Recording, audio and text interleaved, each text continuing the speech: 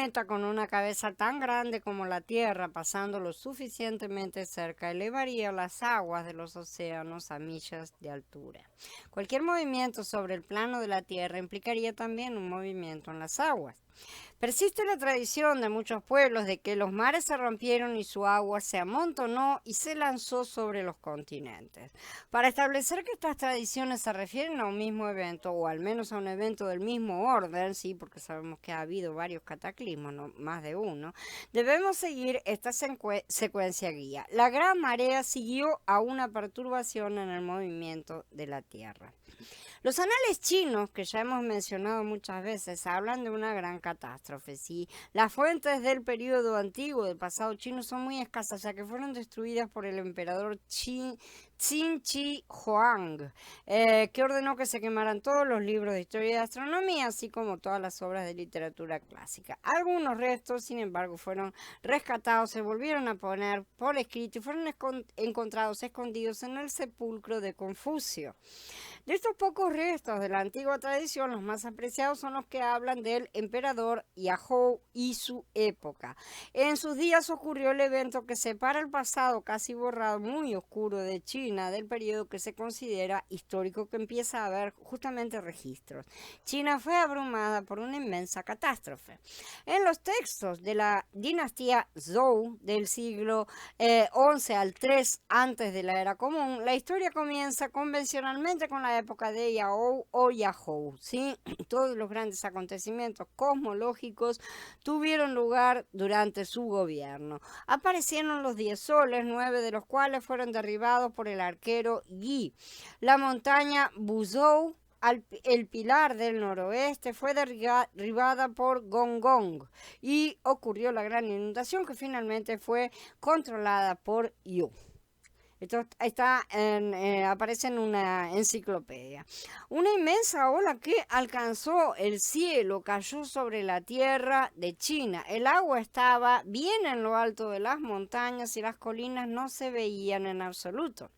En el 61º año del reinado de Yahou hubo una gran inundación general en todas las áreas, que las aguas de Huanghe se mezclaron con las del Ko-Ai-Ho, que son dos ríos, ¿sí? Y del Qiang, y arruinó todo el campo, son dos, los últimos son los dos ríos y el otro es el mar, ¿sí? Donde terminaron formando un vasto mar, se halagó, se inundó absolutamente todo. Parecían querer elevarse por encima de las montañas, los desórdenes que causaron en el imperio y el triste estado en el que redujeron a la gente causaron las preocupaciones más vivas en Yahou. Esto nos recuerda a los mismos ¿no es cierto? Por ejemplo, el 104. Hiciste que la cubriera la profundidad como un vestido. Las aguas quedaron sobre las montañas. Estas huyeron a tu resoplido. Se espantaron al sonido de tu trueno, elevándose los montes, bajándose los valles al lugar que les estableciste. Y en el 107 dice, porque habló e hizo levantar un viento tempestuoso que encrespa sus olas, suben a los cielos, descienden a los abismos, sus almas se derriten con el mal. Destructivas en su desbordamiento son las aguas de la inundación, dijo el emperador Yahou, ¿no? En su vasta extensión abrazan los cerros y sobrepasan las grandes alturas, amenazando los cielos con sus inundaciones. El emperador ordenó que se hicieran todos los esfuerzos posibles para abrir salidas a las aguas que se encontraban atrapadas en los valles entre las montañas. Durante muchos años la población trabajó tratando de liberar las llanuras y valles de las aguas de la inundación, cavando canales, drenando los campos. Durante un considerable número de años todos los esfuerzos fueron en vano. El mundo estaba en llamas y en su vasta creación las aguas rebasaron las grandes alturas, amenazando los cielos con sus inundaciones. O sea, era impresionante. El agua del océano se amontonó, se arrojó sobre el continente de Asia. Un gran maremoto barrió las montañas y rompió en medio del imperio chino. El agua quedó atrapada ¿no es cierto? Como en un cuenco, literalmente, la tierra se inundó durante décadas. El ministro que estaba a cargo de esta urgente, inmensa obra, Kwang, fue condenado a muerte por su fracaso. Durante 9 años trabajó, pero el trabajo no se cumplió. Y solo su hijo Yu, que es el hijo de Yao, ¿sí?, logró drenar la tierra. Ese logro fue tan valorado que Yu se convirtió en emperador de China después de Rei Shun, el primer sucesor de Yao. Este Yu fue el fundador de la nueva y notable dinastía llamada por su nombre. Ahora bien, la pregunta es, ¿no fue la catástrofe de la época de Yao una de las grandes inundaciones de ríos, como suponen los estudiosos modernos? ¿No es cierto? Que dicen, no, estos fueron los ríos que desbordaron. El punto es que los ríos no se desbordan en forma de olas altísimas. ¿Sí? Los desbordados ríos de China disminuyeron en unas pocas semanas. Cuando hay inundaciones en cualquier parte del mundo, ¿sí?, se desbordan los ríos. Es cierto que desbordan, pero en pocas semanas vuelven a su cauce. El agua no permanece en las llanuras hasta la primavera siguiente ni por décadas, sino que fluye, el suelo se seca en unas pocas semanas. Y la inundación de Yao requirió drenaje durante muchos años y durante todo ese periodo el agua cubrió la parte baja del país. El reinado de Yao es recordado por la siguiente empresa. Este emperador envió eruditos a diferentes partes de China, e incluso a Indochina, para averiguar la ubicación del norte, del oeste, del este y del sur, observando la dirección de salida y puesta del sol, el movimiento de las estrellas. También encargó a sus astrónomos que averiguaran la duración de las estaciones, que elaboraran un nuevo calendario, porque todo se había modificado. King Shou es el libro más antiguo de crónicas chinas, reescrito de memoria o de algún manuscrito oculto después de la quema del otro emperador, ¿no es cierto? En su sección más antigua, el canon de Yao, está escrito: entonces Yao ordenó a He y Ho, en reverente acuerdo con los amplios cielos, calcular y delinear los movimientos y apariciones del sol, la luna, las estrellas, los espacios zodiacales, y entregar respetuosamente las estaciones a la gente. La necesidad, poco después de este diluvio, de encontrar de nuevo las 4 direcciones y aprender de nuevo los movimientos del sol y la luna, de delinear los signos zodiacales, de compilar el calendario, de informar a la población de China acerca de la secuencia de las estaciones, crea la impresión de que durante la catástrofe la órbita del sol y el año y la inclinación del eje de las estaciones, la órbita de la luna y el mes cambiaron. De alguna manera cambiaron.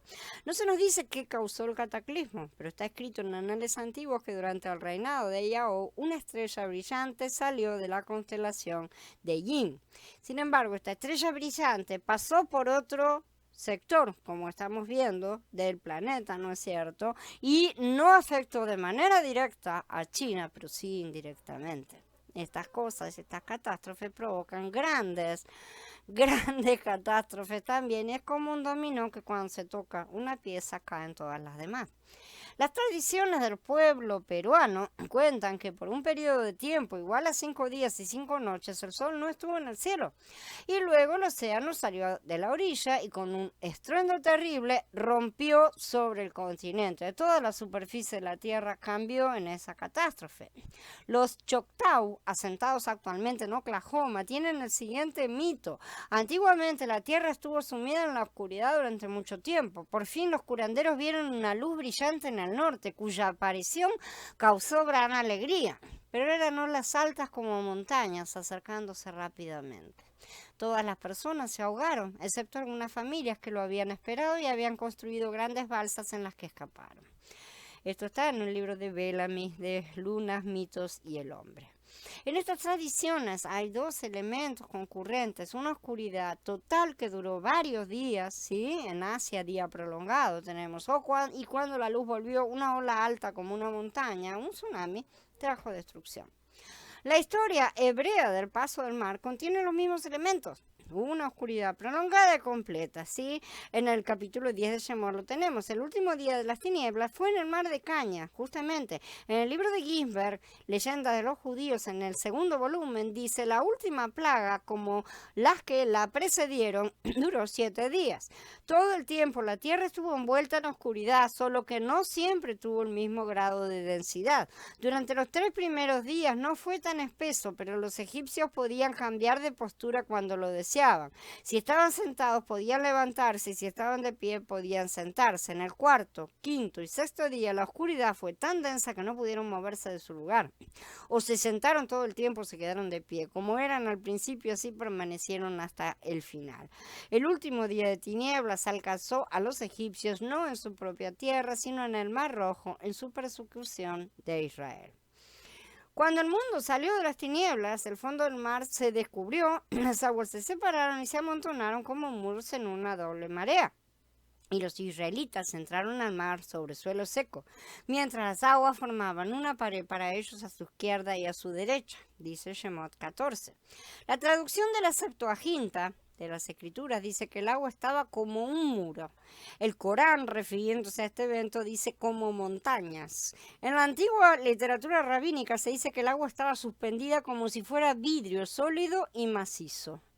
En Shemot 15 dice, al soplo de tu nariz se amontonaron las aguas se levantaron como una muralla, el abismo se cuajó en el corazón del mar. Al soplo de tu nariz se amontonaron las aguas.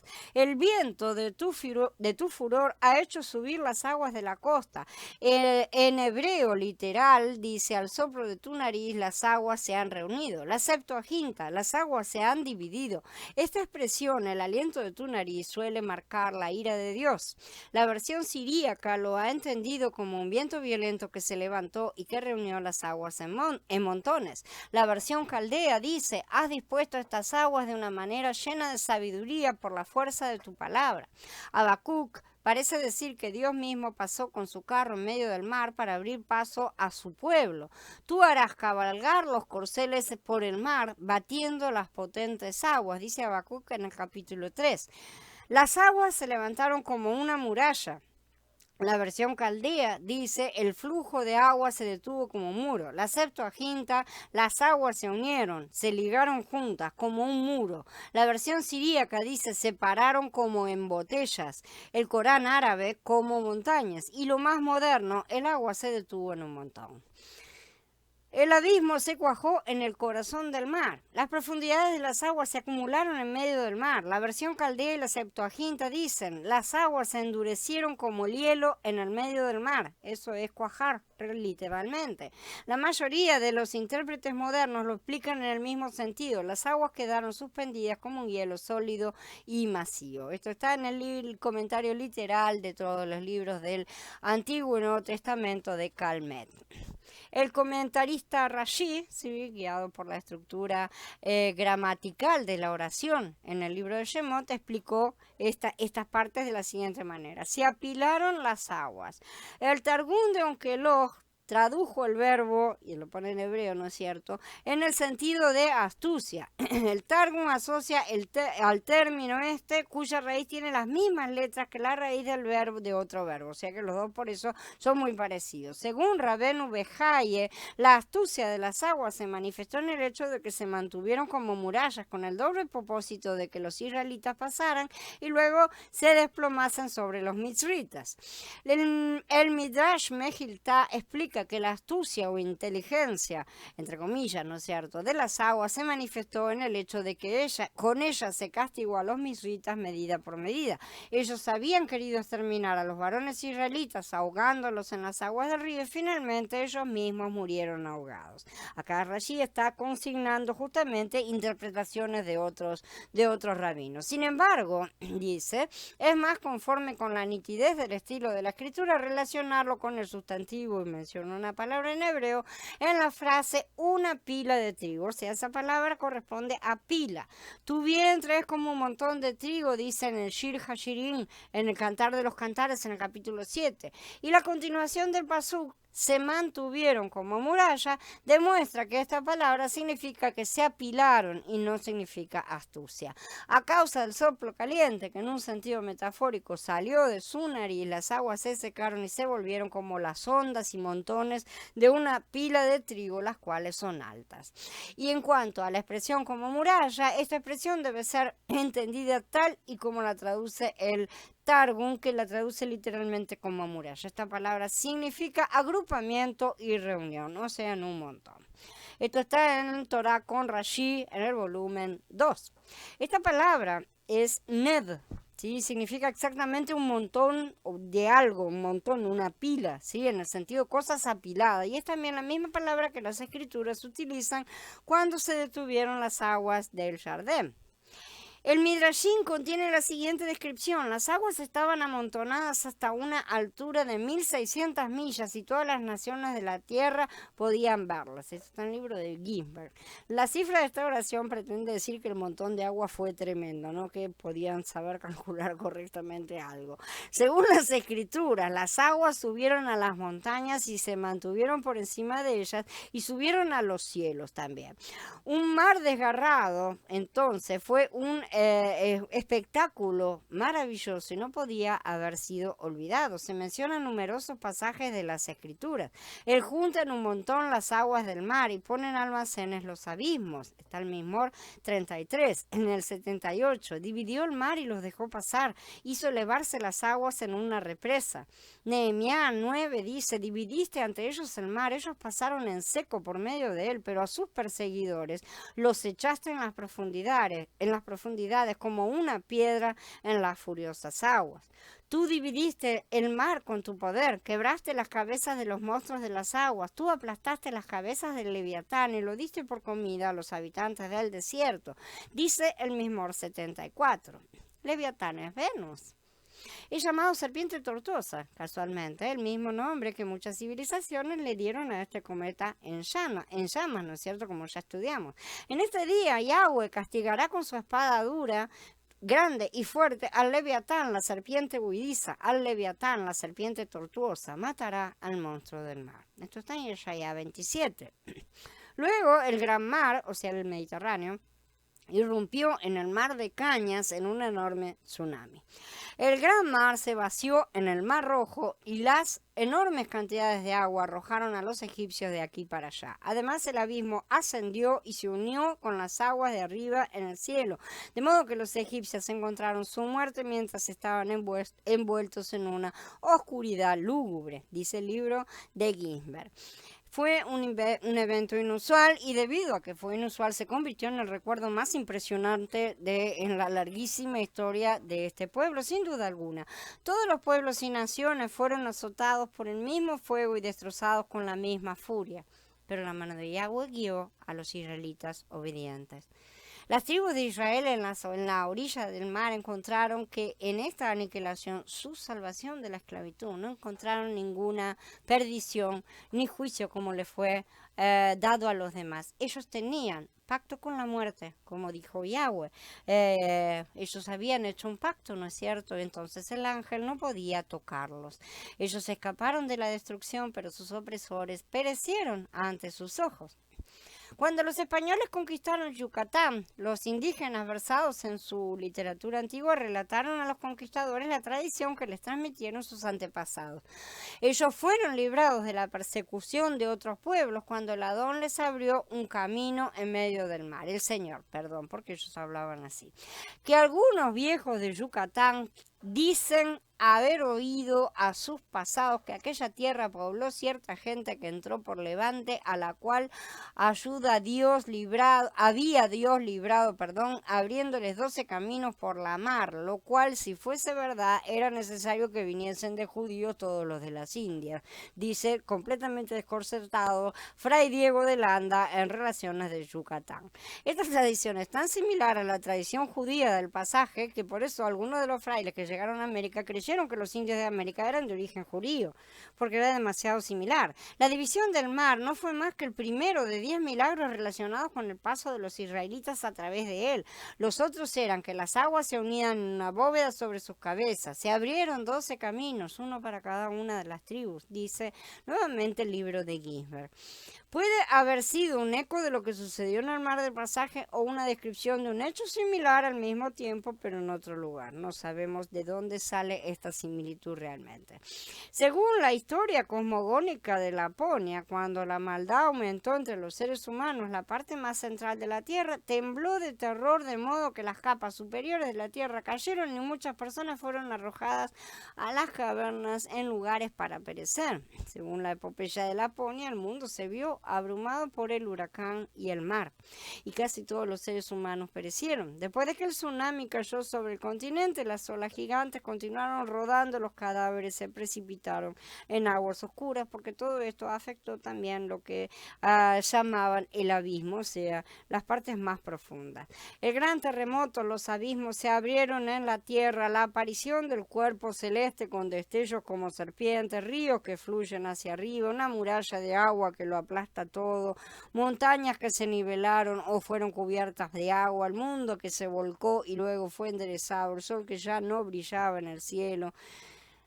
Todas estas son señales que encontramos en la descripción de las calamidades del tiempo del Shemot. No fue un pasaje tranquilo, agradable, ni siquiera lo más grave fue la persecución de los egipcios.